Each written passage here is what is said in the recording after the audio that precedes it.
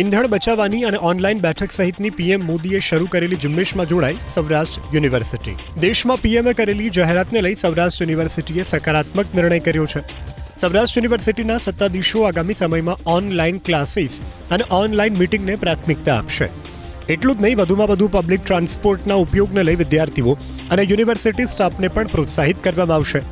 આગામી સમયમાં યુનિવર્સિટીના વિવિધ ભવનોના વડાઓ સાથે બેઠક કરી આ નિર્ણયની અમલવારી કરવામાં આવશે.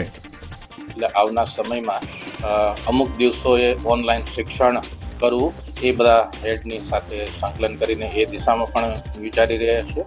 તેમજ ખાલી કાર પુલિંગ પૂરતું નહીં, પણ ખરા અર્થમાં ઈંધણનો બચાવ થાય એના માટે તમામ મિટિંગો પણ ઓનલાઈન કરવાનું અમે ખૂબ ગંભીરતાથી વિચારી રહ્યા છે.